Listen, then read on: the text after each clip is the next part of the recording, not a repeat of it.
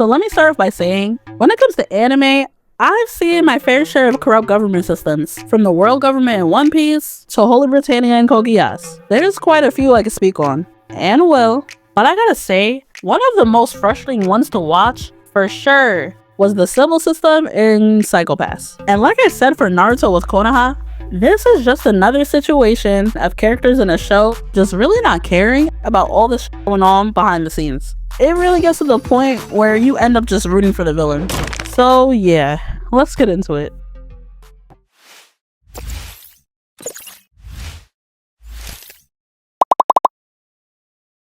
Now, although Makishima was going about things in a extreme fashion, like I said in my last video, his objective isn't wrong. Even though the system has been exposed to be flawed time and time again, the enforcers and the inspectors see this and don't undermine or question it all too much.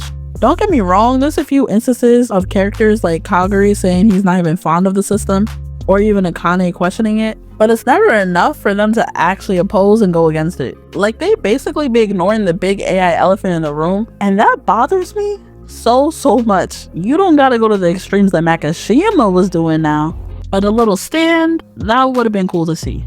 The Sibyl system is supposed to be a government tool to determine how likely someone is to become a criminal and also your career path. But how they come to all these determinations? Oh, we'll get to that. So let me give y'all my main reasons on why I just can't get jiggy with the system. So 1, it allows no career control. 2, very extreme verdicts and solutions. 3, we got the inability to judge certain people, so it doesn't even work all the time. 4, a bunch of hidden flaws. And 5, just overall trusting and fully depending on a fucking computer. Alright, so getting straight into our first one, which was the no control over your occupation thing. And let me just say, if you're not like Akane and you don't completely ace your Sibyl exam, you're pretty much cooked. Cause it's really up to Sibyl on what type of job you end up with. So here, if you end up being a bum, just blame Sibyl. Nah, but for real, if it thinks you're not capable of becoming a teacher or maybe a nurse or something, that's just it. There's no applying yourself and still trying to pursue that career. You can only pursue what it tells you to. And usually that's very limited since it's only telling you based on that exam they give you. So like, really imagine wanting to try your hand in being a, I don't know, maybe a journalist. And because Sibyl is basically like, nah, that's not you, big bro. You can't even go to school for it now. I'm not even sure if there's a way to study or even retake the Sibyl test if you don't do too well, because it's a psychological test. So as far as we know, you're most likely stuck doing whatever it decides. Then on top of that, there's gotta be some people who end up just not being fit for any job. In case you don't remember, Kaguri was flagged at just 5 years old for his crime coefficient being so high and apparently being irreversible. Then the only job he was offered was the enforcer role.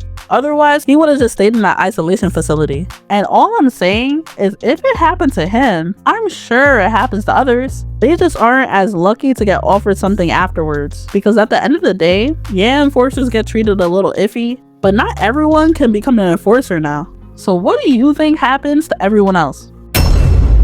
Yeah, it wasn't just him there. There was other people at that isolation facility. So whether if it's because your Psycho Pass is shitty, you don't do too good on your Sibyl exam, or something else I meant to touch on, you end up getting demoted at your job because your hue got too cloudy, the system having that much control over your career path sucks. And it sounds like a lose-lose-lose situation to me. But moving on to our next reason. Alright, so the Sibyl choosing your job part is already extreme in itself, but of course, it gets worse. Watching Psycho Pass, first episode, you immediately gotta think to yourself, isn't this a little OD? But then you quickly come to find out, oh no, this is just how they do things. So during the episode, what we see from Akane's first mission is a woman being essayed. Then the team of enforcers and inspectors go in and successfully stop the guy, which is great. But as the newbie inspector Akane goes to comfort the victim, one of the OG enforcers is like, Shorty, you might want to step back and check her stats. Crime coefficient over 160. Enforcement action required. Damn, what's done is done. Couldn't be me though. So after Akane stops Masaoka, Kogami, after watching her finally fall down the stairs, mind you, goes to recheck her coefficient and sees it's really up there now, and that the Dominator is calling for a total elimination instead of just paralyzing her. The target's threat judgment have been reappraised.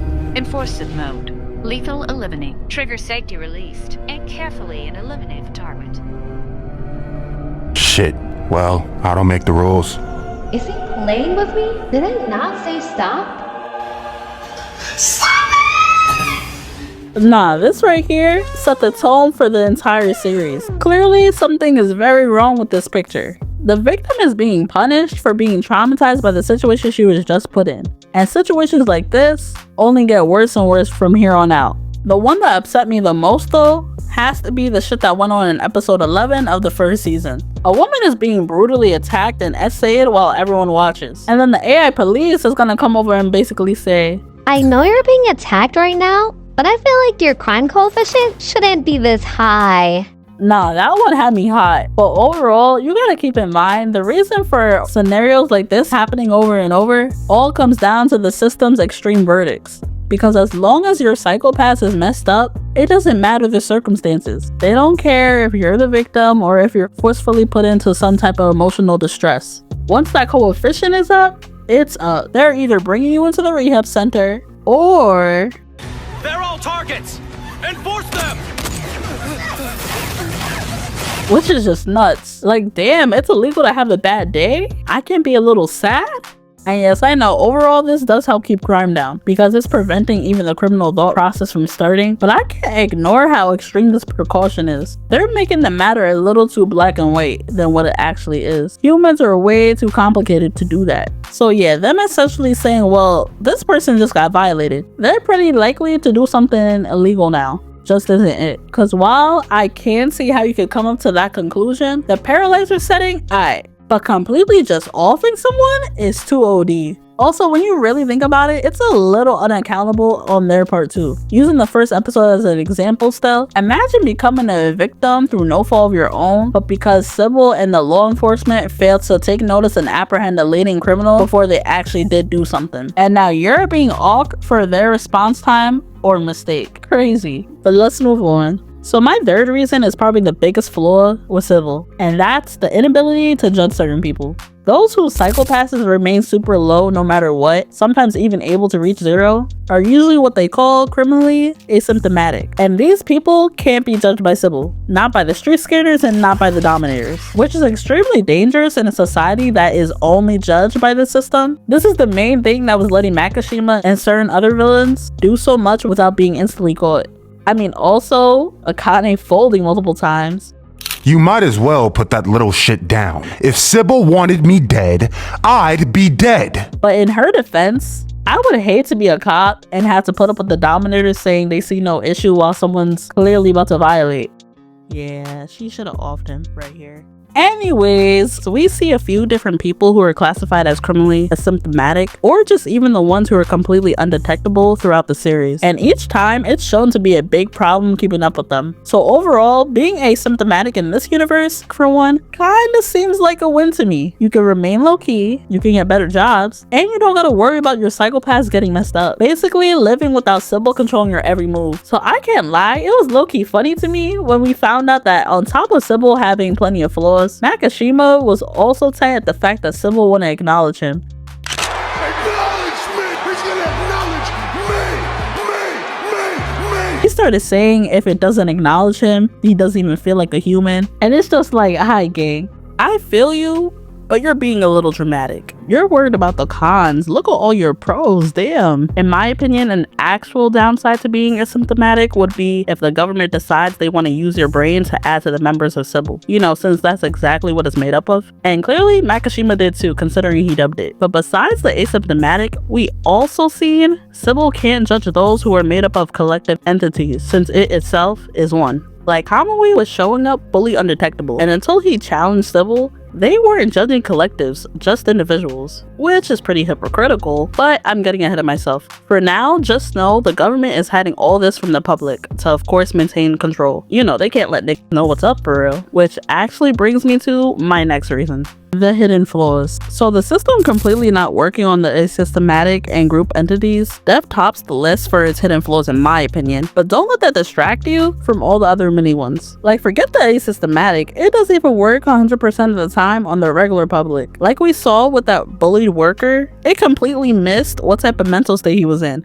Not to mention, people have also been shown to find ways and even take precautions to avoid the many street or drone scanners as well. But just to name a few though, we got the helmet situation, people taking different routes. We even seen drugs be used to keep people's queues clear. Oh, and even that one city that Sibyl completely forgot about. Yeah, there was a lot of ways we've seen people avoid being scanned. And sometimes it's not even about being up to no good. It could simply be a matter of, hey, I'm not feeling the best today. Yeah, let me take the back roads, so I don't lose my job. Another low-key flaw we see is the fact the system is causing discrimination. I'm only saying hidden for this one though because no one really addresses that's what's going on here. So we see the way certain inspectors treat their enforcers, and you can use the excuse of, oh, but they're laying criminals, but no. In most places there's criminals, but the thing is, usually you have to actually do something to be labeled as a criminal. Here it's different. Plus half the time the enforcers used to be inspectors their damn selves. But besides that, there's way too many times inspectors see that enforcers aren't as bad as they're made out to be, so there's really no excuse. It's simply just the way Sibyl wants them to think, and unfortunately, some of them do fall for it and go along with it.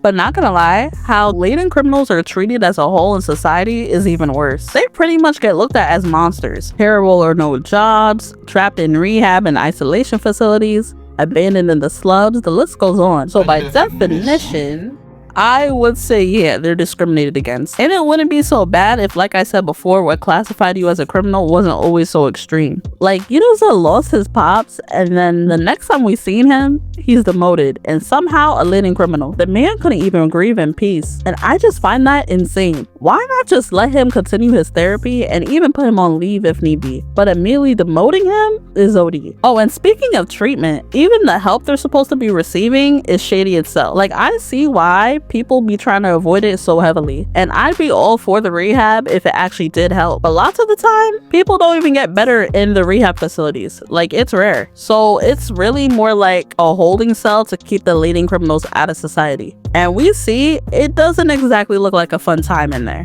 Now, let's talk about Sibyl's real form again. So as I already mentioned, Sibyl is a collective entity made up of supposed asystematic brains. But here's the thing with that. If these people weren't able to be judged by Sibyl, we don't know their mental state or likeliness of criminality. So not saying all, but at least some of these brains were laying criminals by their standards. And this pretty much all got confirmed once Kamui and Akane basically pressed them on it. Not to mention, besides the possibility of laying criminals running things, it's also a great possibility that some of those brains also belong to sociopaths, psychopaths, and maybe even more mental disorders. So having them make the decisions, hypocritical. Sibyl basically said it can't read them, join them, or at least make them join you. Anyways, last but not least for these hidden flaws is depth to technical issues. And not gonna lie, there's too many times we've seen the dominators just not work. So not only do you have to worry about the dominators not working on certain individuals, especially when they're in the middle of doing something heinous, but you also have to worry about you being in range, because if you aren't getting any signal, they will literally not work. This is why they should at least have a setting where you can still paralyze somebody even while offline. Because say an inspector or an enforcer run into trouble, like in one of those abandoned zones where they get absolutely no signal, or even a building where it's constantly on and off, they're shit out of luck. And they're probably gonna have to resort to an old-fashioned way anyways. Another issue we see with the tech that I, of course, wasn't surprised about was the fact that it can be hacked. And I don't think I need to explain all the red flags with that one. Nah, but anything I seen go wrong tech-wise, I just instantly kept saying my very last reason. Fully depending on a computer is always gonna be a no-go for me.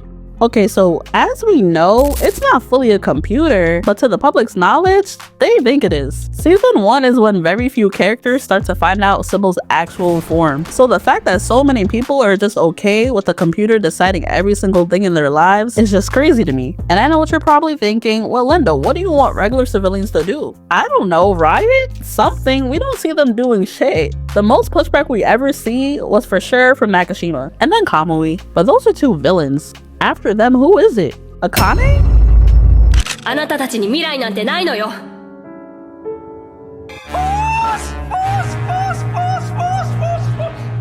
I like Akane, but she wasn't making enough noise for me. And I know she was trying to do things in a different way and all, you know, changing things from the inside out, but she never really changed much from what we see. Like, yeah, her and Kamui got Sibyl to judge itself, but did that really do anything? The system still be bugging with its judgment, so like, I don't know. Maybe I just really can't stand how she was repeatedly folding, cause hey, at least she is trying to change something. Like I said earlier, there's plenty of them who don't even agree with the system, but yet do nothing to go against it. Well, the good guys anyways. I don't know, maybe it's the fact that going against the system would align them too much with Makishima's ideologies, and they can't stand him or his actions. But to be honest, is staying under Sibyl's thumb really any better? Even the music, art, and whatever else has to be ran by Sibyl. Like, it's kinda crazy. But guys, not gonna lie, part of the reason I'm so bothered by how the system operates is because of how realistic it is. Like, I'm low-key scared that this is where our future is actually headed, especially with all the AI tech becoming more and more of a thing, because that's literally how things started there too. Sibyl started off as just a tool to help the government, and then boom, it turned into something they heavily rely on.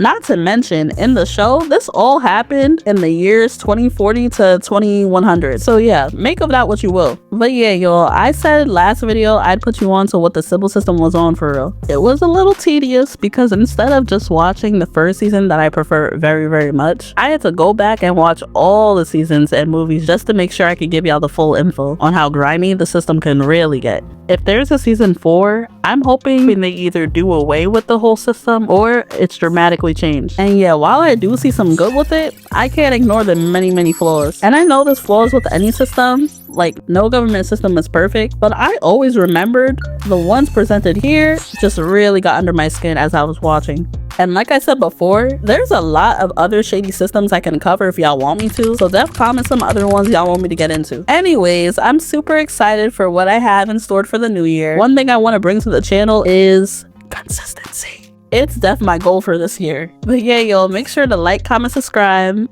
I'm gonna leave y'all with this. Am I a criminal or not?